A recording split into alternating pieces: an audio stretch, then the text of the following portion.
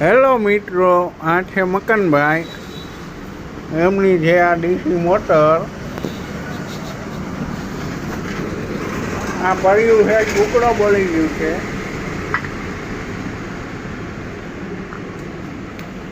મકનભાઈ કબાડીમાંથી બીજું પડ્યું ઉપાડી આવ્યા છે.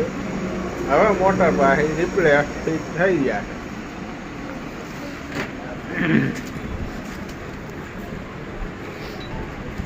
મેડ ઇન ચાઇનાના બેરિંગ લાવ્યા છે.